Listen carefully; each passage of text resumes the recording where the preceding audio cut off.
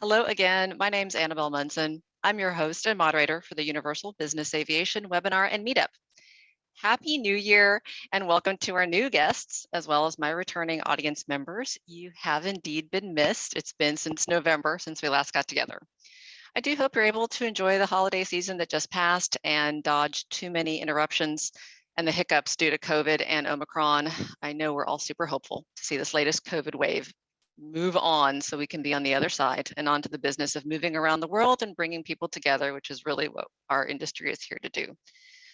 Okay, and yes, let's go ahead and talk about the very festive holiday elephant that is in the room, quite literally the infamous Christmas tree. Yes, it's still here, boys and girls. I had a plan. I put all the other Christmas decor away the weekend after Christmas ended, and then I had a brilliant idea. I had two kids who were college age. They were home on their holiday break, and as luck would have it, due to our friend Omicron, their university decided to push back their start date to late in January. Bottom line, my darling 20-year-old twins said, "We'd be happy to help you, Mom, get that tree down." Again, the tree is still up and they have left for college. So apparently it will be my activity this weekend. So wish me luck. I'm ready to get rid of these bins that have been decorating my house for 3 weeks. All right, ode to Tannenbaum. I know I laid my own grave there. Okay, on to our housekeeping. So please go ahead and, as I mentioned, stay on mute for the best audio experience. I need to bring your attention to the chat window because this is where we're going to be collecting questions for the live Q&A at the end of the program, as well as Lewis, where Lewis is going to place any of the links that we're sharing with you. That's where you're going to collect them. And you can also ask questions of each other and connect with your friends that are here in online with us. So be sure to say hello and let us know where you're from. As I mentioned, great to see you on video, so please do that. I will bring our speakers up on Spotlight so you can see them more clearly during their segments. Time-wise, hope to wrap up in 45 minutes to 50 minutes today, depending on how fast we get through our topics and how much Q&A we have. As always, we're going to try to answer as many of your questions as we can, and we'll stay online to do so till about the hour if needed. Scope, we do cover quite a lot in these sessions, and we can't, and I know you shouldn't have to spend the whole time writing down every detail. Do know that most of this information is located in our Operational Insight blog. Lewis will drop that link into the chat, and if you don't already subscribe, that is an awesome resource and always available to you online with the specifics on restrictions and the latest information. Plus, obviously as well, our weekly ops update email, that's where the video link to this program will be tomorrow when it goes out. That goes out weekly on Thursdays. All right, so getting on to setting the scene for today.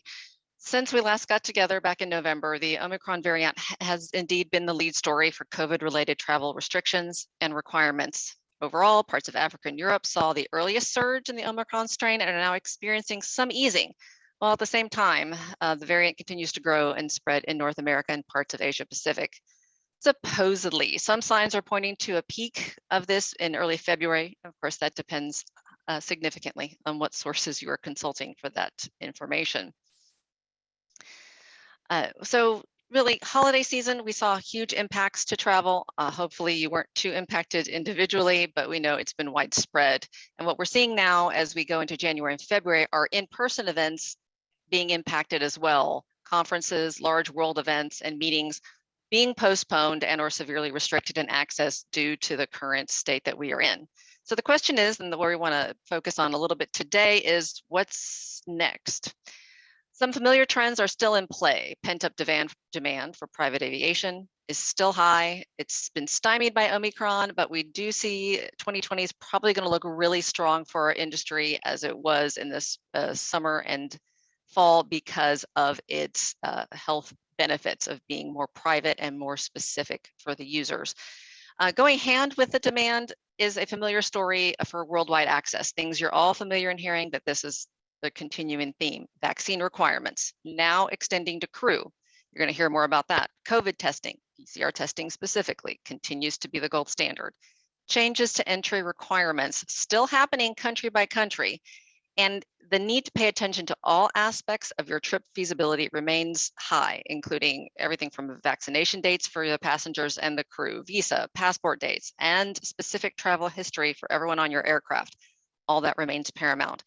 But what's actually new that we perhaps haven't heard as much about before that is emerging, I'll let the operational experts dig into that a little bit more. But the themes are definitely a mixed bag and very different country by country. What do we know? Defining what fully vaccinated means is a big topic. Vaccine validity periods also emerging as a huge topic, as well as the emphasis on booster shots. And interestingly, the newest trend seems to be some easing of restrictions and onerous requirements for foreign travelers in select countries. This is impacting travelers country by country. It's loosening for some places, getting more intense in others, and it can be very specific. Event gatherings can be changed, but mask restrictions are still in place, for example. It is indeed a mixed bag and something to examine for every location. However, it really is not one size fits all. So one thing to keep in mind that just because one country is going down a path, their neighbor may be in a very different risk scenario. So keep that in mind during your planning. Consistency is not in play. So let's get on to the operational highlight reel, and let me introduce who your experts are for today. I'm happy to welcome two new webinar team members from our international trip support teams. I'm sure they're familiar to some of you from your work directly with our trip support unit. That includes starting with Adriel Wilson. So Adriel's a master mission advisor and charter expert. He's our business aviation tour guide through the Caribbean, Central, and South America today. Then Russell Bunger. He's lead mission support advisor for many of our Part 91 clients. He'll get us the latest insights on what's new for Europe, the Middle East, and Asia Pacific. Both Adriel and Russell will focus on entry access information and the bigger trends they're seeing across each region. Next, a popular favorite and recurring guest, Adam Hartley. He's on board with the US, Canada, and Mexico update. Adam is, of course, our manager for global regulatory services. I hear he's got some regulatory best practices to remind you of for the new year, as well, everything from permits to compliance and emissions. So be sure to take notes as Adam lays out what you need to know. And we're going to close out today's session with your questions, as always. So I'm going to get ready to hand off to Adriel and Wilson. Adriel and Wilson. Let me try that again. Adriel and Russell to start us off. But I would be very remiss if in doing so, before I do so, I would really like to say thank you to someone very important. So Christine Bembakis is our reigning ops expert and has been part of the webinar team since we started in 2020. Christine, however, is going to be taking a break from being an ops guru and all-around webinar star in order to take on an even more demanding role. She will be departing soon for maternity leave.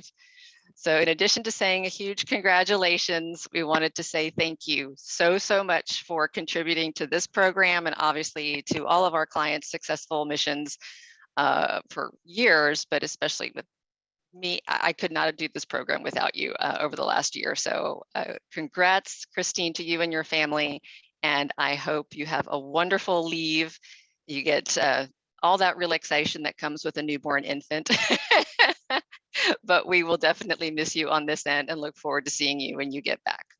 Well, so thank you. I look forward to being back soon, hopefully. Absolutely. Now, I think you're going to stay with us for today's program to help, if necessary, answer some questions, assist the rest of the team. So thank you for that, but definitely appreciate everything you've done to support us. All right, so I'm going to move on now to, we'll get moving with Adriel. So we're going to put you on Spotlight, Adriel, and welcome to the team. And I'm super happy to have you on board. We're going to get started. We're going to get started with those regional trends for South America, Central America, and the Caribbean. Definitely popular destinations coming up for this time of year, or soon to be time of year. Could you give us the latest? Yeah, as we come off from the holiday peak travel season, the popular spots right now tend to be the same, just as a lesser demand. Right now, we're seeing a lot of Mexico, Cabo, and Costa Rica has been a really popular place so far this year, and it continues to be so, whether it's San Jose or Liberia and Costa Rica. And then just the various Caribbean islands all throughout, all the way down from Grand Caymans all the way up to the Bahamas. and everywhere in between are still continue to be popular spots so far. Not as demanding as it was during the holiday peak season, but is still very popular. We haven't had as much South America travel though this year, and we're not seeing a lot of charter or international flights down to Ecuador or Argentina right now. So those are less of a demand currently. Got it. Well, can you also let us know a little about the general requirements you're seeing across the region? What's the latest there? So the trend that we're seeing so far across South America and the Caribbean islands is that the demand or the requirements for crews or passengers and or crews to be fully vaccinated is spreading. So that's something we haven't really dealt with in the past. Mainly crews would either be exempt or crews and passengers would just have to have COVID tests to enter a lot of these countries. Now we're seeing the requirements of being vaccinated. And even beyond that, some of the locations like St. Martin are now establishing guidelines for how they define fully vaccinated. So St. Martin, if your vaccination is older than 12 months or 365 days, they're actually requiring you to have a booster in place as well to be considered fully vaccinated. And so those are some of the things that we need to be aware of going forward is that there's probably going to be a more requirements for boosters for these locations as well, as a lot of these people are outside of the year or coming close to it. So definitely paying attention to those validity periods plus the unique requirements for each region you're going into. So what are some of the challenges you're seeing operators encounter in this region that we should be aware of, especially those pitfalls and best practices you can recommend? I guess starting off with, I would say check and double check the online health form deadlines and testing requirements. If there are multiple test types that a location accepts, a lot of times you'll see a PCR test required within 72 hours, or they'll accept a antigen test within 24, 48 hours. But what happens sometimes what I would recommend is that when you have these two test types, choose the test that's going to give you as much time to do these online portals as possible. What we've seen in the past is an example that I ran into on a trip going to Anguilla is there's PCR test accepted in 72 hours or antigen test within 24. But when the crew we recommended they do the 72-hour PCR test, but when the crew opted to do the 24-hour antigen test, the online portal went down. And we didn't have enough time to coordinate with the local health authorities and the portal being down, and the crew weren't able to overnight in Anguilla. And so that's one of the things, allot yourself as much time as possible, choose the test that's going to give you as much advance notice as possible, and then double check the online health forms and be aware of all that. And then even when entry requirements for some of these locations for crew are minimal, like Puerto Rico, crew don't really require any tests to get in, we've found that sometimes the hotels that the crews are going to be staying in are going to require a PCR test, or some of the local venues, restaurants, grocery stores, things of that nature, we require patrons to have either vaccination certificates or COVID test to enter.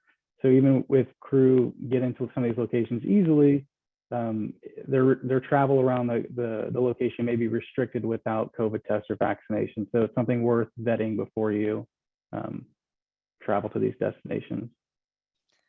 Makes sense. And can you wrap up your section with predictions related to the busy periods coming up, spring break, summer trends for charter operators, and especially those warm weather destinations? Yeah, I think this kind of depends on whether the crew or primarily passengers want to travel where there's reduced restrictions, or if they're going to travel if they're vaccinated and just want to travel where they want to go initially. So what we're seeing is locations like Costa Rica and Mexico are very easy to get into with little or no COVID restrictions, and they've been a popular destination, and they probably will continue to be a popular destination. A lot of the Caribbean islands are obviously going to be popular this summer. I think we might have a little bit of a reduced demand this summer versus last summer, just because I think the Mediterranean is probably going to be more open this year for people than it was last year. But the South American destinations haven't been as popular so far this year as they were last year. Last summer, locations like the Galapagos were very in demand, and we haven't seen that same. And then Ecuador has also increased their restrictions. Last summer, they were just requiring COVID tests, and now to get into Ecuador and the Galapagos, crew and passengers all have to be vaccinated. So I think there could be reduced demand for South America in some of these locations due to the heightened restrictions in some of the more restricted Caribbean islands as well. But the good news is this year versus last year is that if you are vaccinated and have COVID tests and fill out the necessary online health forms, your access is far less restricted this summer than it was last year. There's not as many travel bans going across. So we probably will see more demand overall and more travel and more movement this year than we did last year. Got it. All right. So again, I think the theme makes sense. Once again, that you're hitting on is know the specifics for your particular passengers and crew and know what the means at that destination. So definitely be planning ahead for those summer peak periods. Well, thank you so much, Adriel. Appreciate it. It's really good to have you, and I look forward to having you back again soon. All right. And I think from here, we're going on to our friend Russell. So I'm going to bring him up on Spotlight. Hey, Russell, welcome. And before we get started, Russell, I want to I want to remind everyone to be sure to sign up for that Operational Insight blog if you have not. Lewis is going to put that link in because this is a great way to get the details, always have access to them. And don't forget, when you're looking at specific locations, I would be remiss in not pointing out the Universal Aviation location websites. Specifics on each FBO location and our partners across the globe, very useful information when you're looking at planning across into particular areas of the world. Okay, I know Lewis is going to post those links for us, and now I'm going to welcome Russell. So good to have you. And like we did with Adriel, I'd like to take a few minutes to start on hot topics and trends, what you're seeing simmering around your region, which is Europe, Middle East, and Asia Pacific. So what we're starting to see is a lot of the countries are redefining what fully vaccinated means. A lot of countries are starting to consider being fully vaccinated as having your initial vaccination, be it the one jab or the two, plus being boosted. And then vaccinated is just the one jab or two. And then, of course, then you have unvaccinated.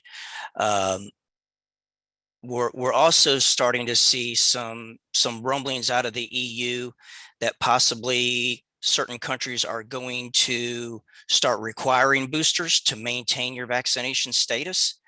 Some countries are getting ready to establish validity dates on your vaccine.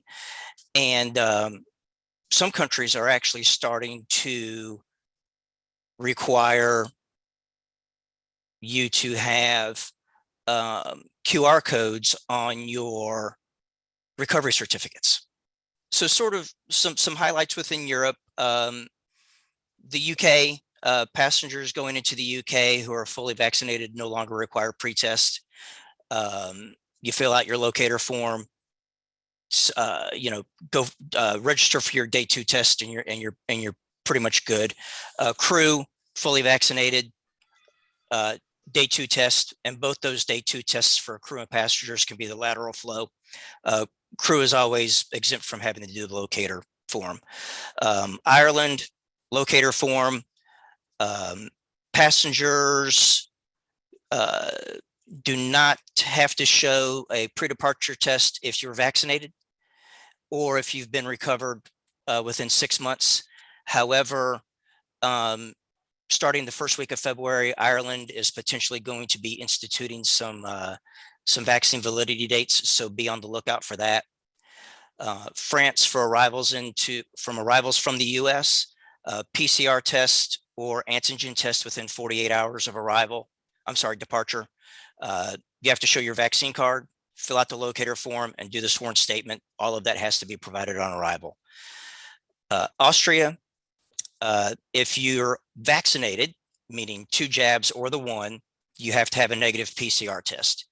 If you are fully vaccinated, meaning the 2 shots or 1 plus your booster, there's no test requirement. Austria has hinted at putting in a vaccine validity of 180 days. That should be rolling out further information on that sometime next week. Switzerland has ended the requirement for pre-test for vaccinated travelers. If you're unvaccinated, you can still go to Switzerland, PCR test 72 hours prior to arrival, or antigen test 24 hours. You still have to fill out the pre-entry form. Your Scandinavian countries, Norway, Sweden, Finland, they're all pretty much set to make some announcements in the first to second week of February on potential easing of restrictions. Netherlands, if you're a inter-Shenzhen flight, you can travel to the Netherlands just being vaccinated. If you're an international flight, vaccination plus your PCR test. Got it. All right, Russell, you're not kidding. We have a lot to cover. And to be fair, Russell was totally waiting for my prompt with that Euro question, because so that was my fault, Russell. Between the screen changing and I had questions coming in, and then I missed the cue, Russell. That was totally on me. He's the pro. I am clearly just trying to live up to it. All right. So on that note, however, we're going to ask next. I want to ask next about the Middle East. So what's the latest there? So getting into Egypt has loosened up quite a bit. If you're fully vaccinated and your vaccination certificate has a QR code, there's no PCR test required. However, if your vaccination certificate does not have a QR code, then you will require a PCR test. And then everybody fills out the health form. Israel, vaccinated and or recovered foreign nationals can now arrive into Israel. You have to fill out the incoming passenger form, which is an online form, COVID test or 72 hours prior, or antigen test 24 hours prior to boarding. And then you have to take a test on arrival, and you have to isolate until that test comes back. Unvaccinated foreign nationals are still not permitted to enter into Israel. Saudi Arabia, non-Saudi citizens can't enter, provided you have a negative COVID test prior to boarding and vaccinated. You fill out the online health form, provide your documents, and pretty much they'll determine if you're authorized to enter the country. That's part of the actual landing permit process there in Saudi. And Saudi is now instituting an 8th month validity on your vaccine status. So if your last shot is older than 8 months, go ahead and get that booster. For the UAE, arriving from green list countries, which the US is, have your vaccine certification, negative PCR test within 48 hours of departure. You'll test on arrival. Arriving from a non-green list country, again, same thing, vaccine certificate, negative PCR test. You'll test on arrival, and then there are testing procedures on day 4 and day 8. And then with the UAE, of course, you have to fill out the travel declaration. Got it. All right, Russell. Again, lots of detail. We're going to wrap up for you with the Asia Pacific region. All right, Singapore. Singapore has reopened the vaccinated travel lanes. There's quite a few hurdles that you have to jump through in order to use them. If you're coming in on a charter flight or a private flight, you have to get approval from civil aviation, and they suggest doing that no later than 7 days. I would suggest, starting it sooner than that. Antigen test or PCR test within 2 days of your departure. You have to have a proof of entry approval, and that's got to come from somebody within the Singaporean government, your safe travel pass or air travel pass, and then your SG arrival card, which is your health form. For US travelers, it's a little tougher. Your vaccine certificate has to either be from the Smart Health Card issued by the Common Trust Network, a digital vaccine record from your state. And I think some of those states are like New York, California. There's a few others that actual issue QR codes, or your vaccine basically has to be certified, notarized from your local state or health authority. And there's a multi-levered process because they want to know basically who gave you the shot, when they gave you the shot, the ins and outs on all of that. So there's quite a few hurdles to get into Singapore.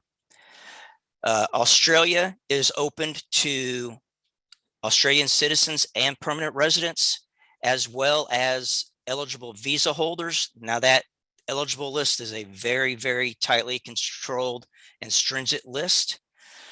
Immediate family members of Australians and permanent residents can gain entry after they've gotten an exemption. Pretty much everybody else, it's going to be tough to get into Australia. South Korea, negative PCR test 48 hours prior to departure.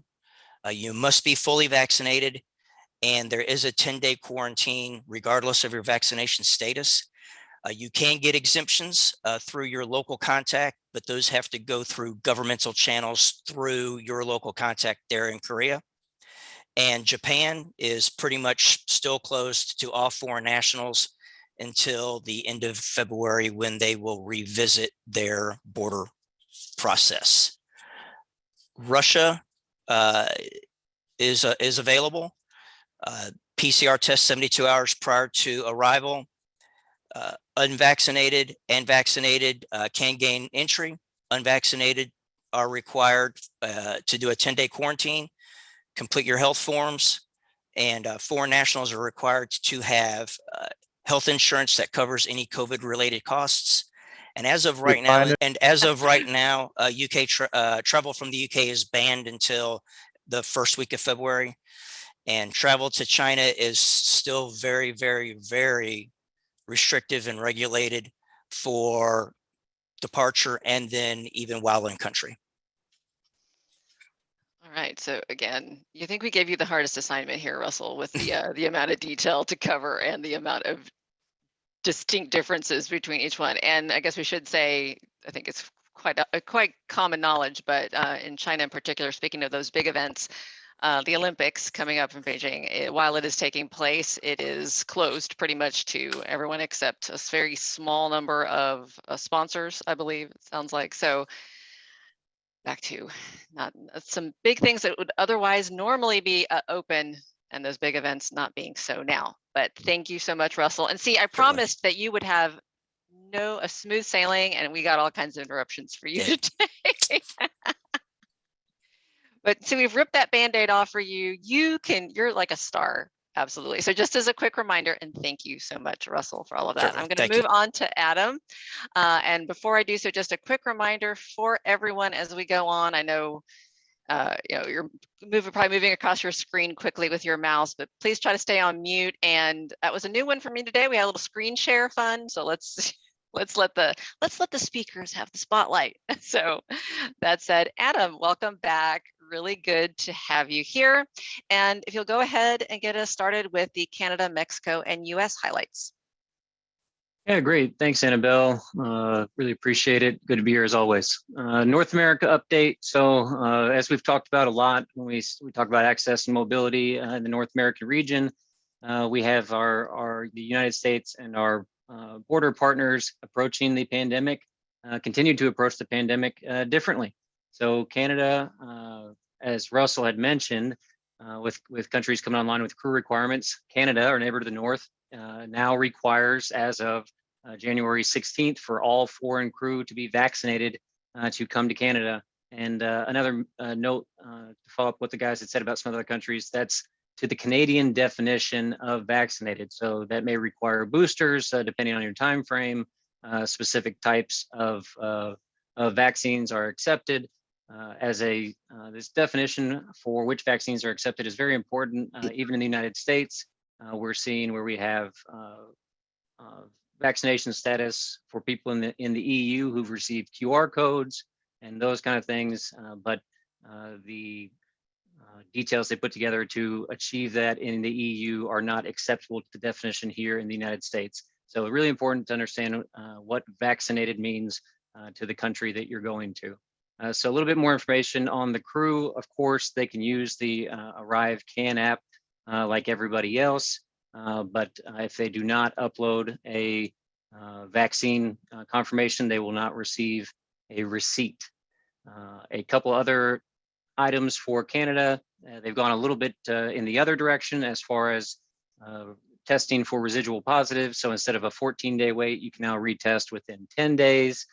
Your health check, if you've had a positive test, is reduced to 10 days instead of 14 as far as being able to board a flight to Canada. And they've updated the exemption schedule or the exemption chart that they have to, I think they probably have the best, most detailed chart of exemptions of anybody. So we'll put that out on the chat as well. And remember, all of that information is available to you in your Arrive Can app, which every traveler must fill out. Every traveler, including crew now, must fill out prior to operating. So we have Canada kind of ratcheting up in response to Omicron. On the other side of south of the border with Mexico, we've seen at the end of the year, they were due to remove officially their QR code and questionnaire requirements. As soon as they did that, the Omicron wave swept across Mexico, and those requirements are back in place. So the questionnaire and QR code are still required for Mexico, although you're not going to see the same kind of review or requirements you would see, vaccination requirements, those kind of things that we're seeing in other countries. Like the US. So as we've seen throughout the pandemic, the US is filling kind of the middle ground there. So vaccination is required. We still have the testing within 1 day. And then of course, the detailed attestation form that needs to be filled out by all travelers. Got it. All right. Thank you, Adam. Now I understand you've put together some essential things to consider for operators since it's the beginning of the year. Especially they've got a permit renewal season. It's a good time to be examining what they're doing with their staff and their team development. Can you give us an update there? Yeah, let's just talk about kind of the hot topics in global regulatory services at Universal right now and kind of cover that ground.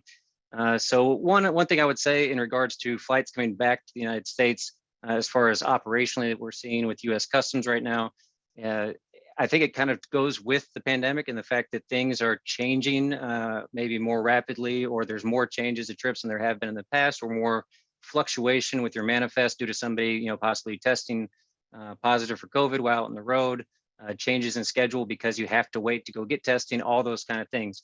Remember that when you obtain landing rights with U.S. Customs, you're obtaining or you're making a confirmation for a specific flight request with a time and manifest details.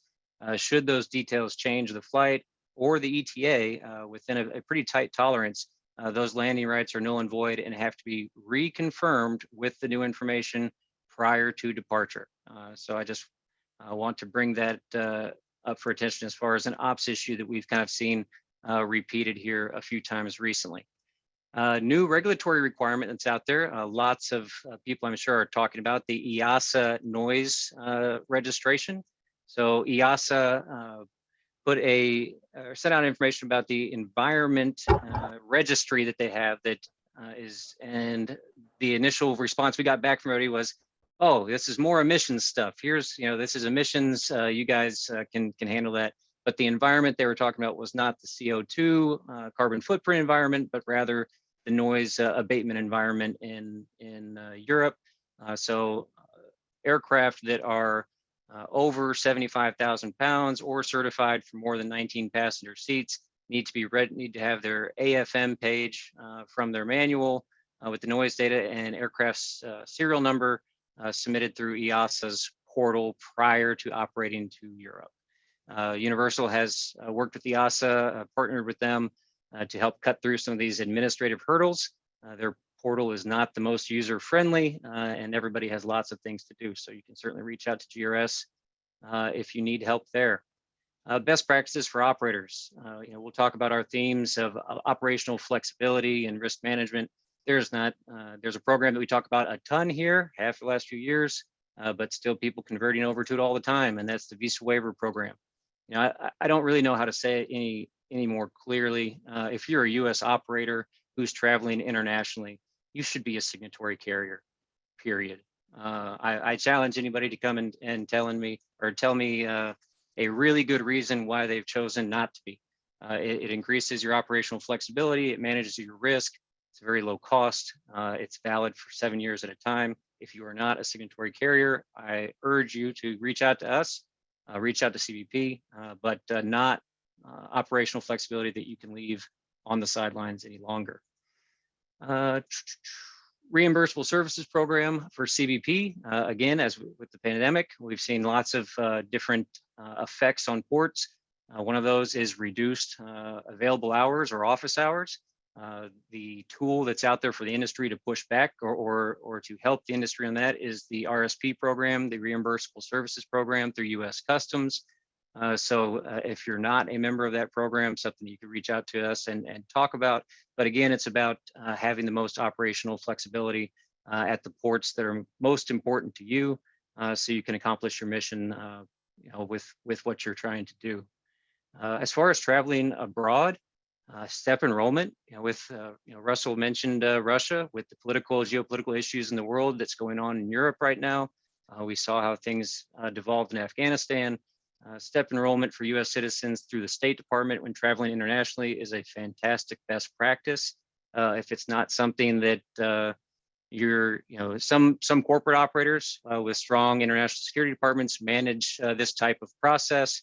But I would encourage everybody here to ask questions both within their flight department and internally to see if they're doing that for their American citizens. Something that Universal could certainly help out with or point you in the right direction if you want more information. Your navigation fees, things like that, UK, PD, Cenium for overflying Mexico, Mediterranean blanket permits like Annabelle mentioned, as we're hoping for a strong European Mediterranean season. So you want to be prepared there. Training for your personnel. Annabelle, you mentioned training. We've got the FAA dispatcher courses coming up, a few here. I think we have 2 here in the first quarter, or first 4 months of the year. So that's very exciting. And then also we combine with Gary Martin, Laura Everington, Juan Muniz, and some others in Global Regulatory Services to host the essentials of BizAv for schedulers and dispatchers. We'll have a few of those courses, a PDP course at schedulers and dispatchers, and a couple other opportunities here coming up very soon. So with that, I will turn it back over to you. Awesome. Thank you, Adam. All right, from here, we're going to move on to, and thank you again to all of our speakers. Not surprisingly, since we hadn't met in a while, we had a lot to catch up on, but thank you for doing so. So from here, we're going to go into the pre-submitted questions that you sent in. Thank you. I think we have several of them. So I'm going to start hitting our speakers with those. In the meantime, if you haven't already put in your question to the chat, I've seen some activity up there. And I know some of you have been sending me some messages. I'm passing those on as well. Please put those in now so Lewis can make sure to sort those and get those triaged so we're ready to go after the pre-submitted segment. So I'm going to bring our speakers back up all on the screen at one time. And we're just going to go through these questions that I got submitted in the last couple of days as quickly as possible and have time for your Q&A. And as I do so, do know that a lot of you, are busy throughout the day. If you have to drop off, do not worry. Again, we are videoing the whole segment, and the link to it will be in tomorrow's ops update email. So look for that there. Okay, we're going to start. I think our first question is for Russell. Are there any countries that definitely require a vaccine for crew? So what we're seeing right now is Egypt and Brazil do require them.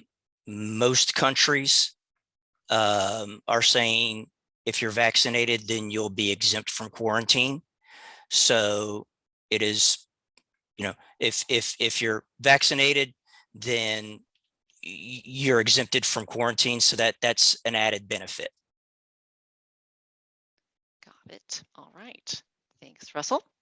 Let's move on to a question we had about Belize in particular. What are the requirements for Belize? And they call out both passenger and crew. Right Yes. now, can you hear me? Yes, Annabelle? yes, I was about to say that was for you, Yeah. Adriel, but you remembered. Thanks. I did, yes. Basically, it's going to be the same thing for crew and passengers for Belize. They're not accepting vaccinations as any replacement for tests. Right now, they want a PCR test within 96 hours or an antigen test within 48 hours. And then if you can't get a PCR test prior to arrival, you can pay $50 to have one done upon arrival, and then you're going to basically quarantine until you get a result. Got it. All right, thank you. And Adriel, I think this next one is yours as well, about the British Virgin Islands regarding minors, so kids that are vaxxed or unvaxxed and their requirements for entry as a result. Yeah, so to get into the British Virgin Islands right now, TUPJ, Terrence B, lets them in international airports, the only port that you can go into. But for the entry requirements for children, age 5 to 17 is going to follow the same testing and quarantine and entry requirements as the parents or guardians. So it's ages 4 and below that that don't require testing. And so the ages 4 and below are going to be tied to what their parents are. So if their parents are vaccinated or if their parents are unvaccinated, whatever their parents are going to have to do, the kids are going to have to do. Now, ages 5 to 17 are pretty much viewed as adults, because once the FDA opened up vaccinations to 5-year-olds and above, they're now requiring the same parameters, if that makes sense, for unvaccinated, vaccinated. So 5 and above, everybody has the same entry requirements. 4 and below are tied to their parents, essentially. Got it. All right. Thanks so much, Adriel. All right, Russell, this one's for you, and this one's going to require you putting on that, looking into that crystal ball or the magic 8 ball. Will the changes now being implemented in the UK influence other European countries to do the same? Well, every country is different, and every country is going to manage their COVID policies the way they want to. I don't know if they're going to follow the lead of another country. I know. Last summer we saw the countries in the Med sort of loosen restrictions so they could get the tourism dollars. I think it really boils down to how that country wants to manage their borders and manage their risk factors and do their risk mitigation.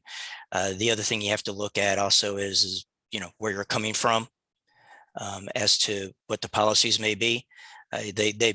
So that's a question that you sort of have to really look at the scenario and then develop get the answers based off of that. Got it. All right. Good advice.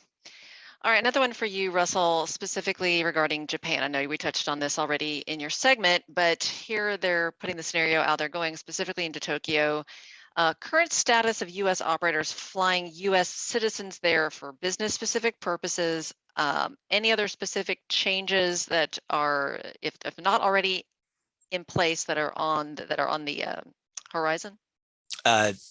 As of right now, they've said the borders are closed to all foreign nationals until the end of February.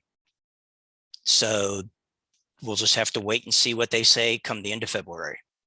All right. So like most of these, look at that timeline and keep pushing those itineraries ahead. Okay, so next I have a question here for Adriel again. This is regarding requirements for crew and passengers into St. Martin. Is there any difference for a crew if it's only a drop and stay? Yeah, so if crew's just dropping, then they're not going to require anything. If the crew are entering and staying over 24 hours, then they're going to have the same entry requirements as the passengers. And that would be basically if you, and again, St. Martin's one of the ones that now has definitions on what is fully vaccinated with, and then what is basically partially vaccinated.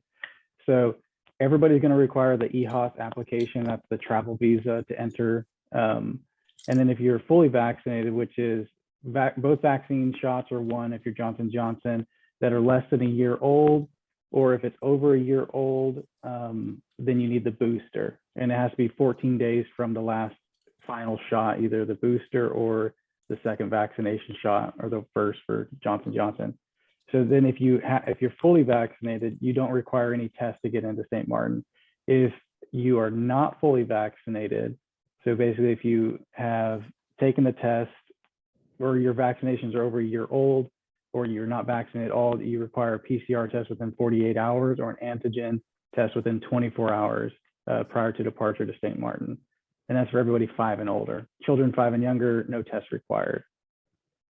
Got it. Okay, thank you, Adriel. Russell, another one for you. We're revisiting your update on part of Asia Pacific. So Singapore in particular, and then the addition of Malaysia. So the question is, what are the current COVID-19 restrictions or requirements for Singapore and Malaysia for crew and passengers arriving from the US specifically? What they had heard was that if you're not fully boosted in the last 270 days, you cannot enter. So we talked about Singapore already. Malaysia, you require a PCR test 72 hours before departure, and then you'll do a PCR test on arrival. You'll quarantine for 10 days. If you're boosted, your quarantine can be reduced to 5. Now, with Malaysia, you can enter Malaysia from Singapore using the vaccinated travel lane. However, the catch is you have to be in Singapore for 14 days to be quarantine exempt. Got it. All right. Again, the specifics. The devil is on all the details. Thank you, Russell. Okay, the next question is regarding Hawaii and their plan changes to the definition of fully vaccinated. Again, you're hearing this name over and over again. What is fully vaccinated or not? In their case, regarding Hawaii, fully vaccinated requiring a third booster shot. Well, I guess they mean a booster shot, not the third booster shot. Requiring a booster shot to be considered fully vaccinated. Is there any flight crew exemption to this proposed rule change? And I wasn't sure, I forgot to ask the team again, which one of you wanted to handle that one? Everyone's super excited. Annabelle, I'm sorry, can you repeat that question? Of course. Yes, so regarding Hawaii and their planned changes to the definition of fully vaccinated, which also requires, in this case, a booster to be considered fully vaccinated. Is there any flight crew exemption to this proposed rule change? That I don't know off the top of my head. Typically, I believe Hawaii was allowing crew in if they were tested, but they had to quarantine the whole time. So if they don't want to go to quarantine, I imagine they're going to abide by the same thing as the passengers. But I honestly haven't looked into Hawaii recently or had a trip to Hawaii. I'd have to double check it. I All right, can, so I'll one pull, that we could. yeah, I'll pull the regs on it, Annabelle, and send out as well. Oh, perfect. Thank you for that. All right. All right, I have two more, I think, before we get to the live questions. Russell, for you, do you have any information regarding the lifting of the 10-day quarantine requirement in the Netherlands? I know you went over Netherlands, so we may have already touched on this one. Yeah, I don't recall if I did or not, but it appears that there may be some changes coming out sometime the first week of February, first, second, third time frame. That if you are boosted and you're past 7 days, you'll no longer need to quarantine. But we're still waiting on the official word on that. All right, so more to come, but keep in mind February may be changes on the horizon. All right, and then we have another one regarding another question. We have an inquiry about what international destination options are available for a US-based operator with passengers who are not vaccinated and don't have any immunity from previous infections, and crew with a mixed state of their vaccination booster status, and some have some prior immunity. So really this was an operator considering, as a US-based operator, where could we be going at this stage of the game? Yeah, Annabelle, we don't have an exhaustive list broken down for countries like that that fit those parameters, but basically you're probably going to be limited to access in Central America, so the Caribbean islands that you and Central America and South America locations that don't require vaccinations, that only require COVID tests. When you get going into Europe, Far East, even getting into Africa can be a challenge, but those countries usually are going to start requiring vaccination. So basically, Mexico, Costa Rica, a lot of the Central American countries that only require COVID testing, like Colombia, Panama, and then the various Caribbean islands that only require COVID testing, like Bahamas, for example. Got it. Okay, I think that's a good starting point, at least from the US-based operator perspective. All right, from this point, I want to go ahead and go over to our live questions, because I know we have some, it looks like, based on what Lewis has been collecting. Lewis, are you about ready to go? Yes. Awesome. All right, well, I'm going to let him have the stage. Great. Thanks, Annabelle. Let me pull up the questions. We got a couple questions about India. Could one of the team members give us the latest on India entry requirements?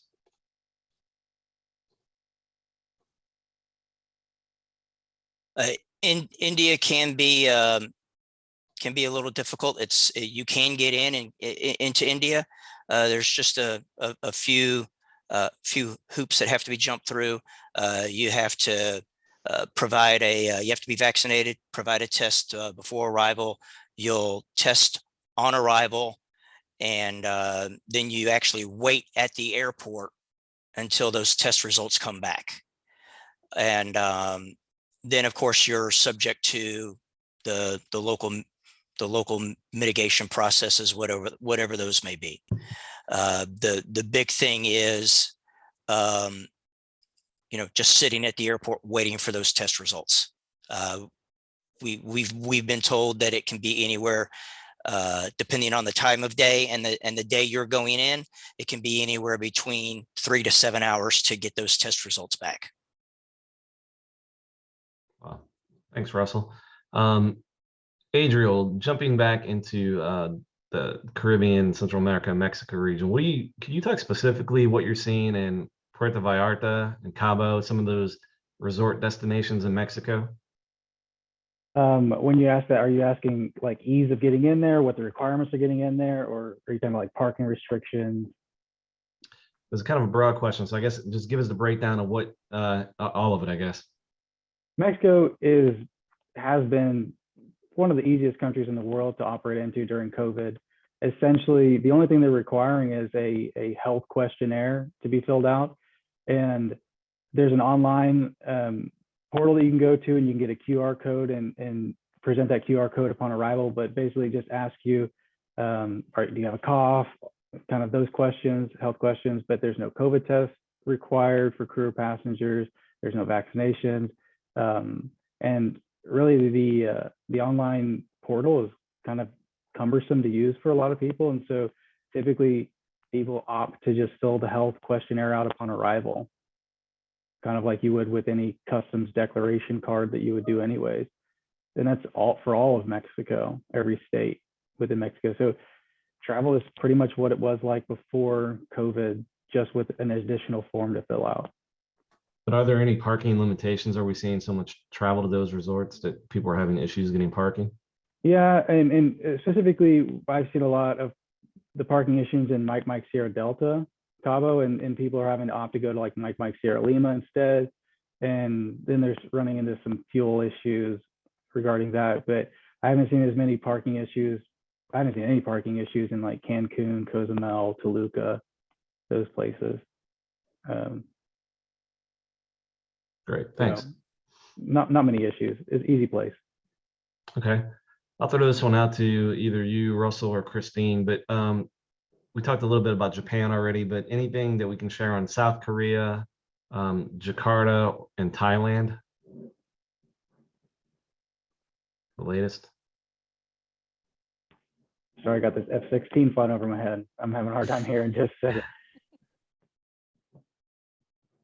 Russell, you want to take it or you want me to?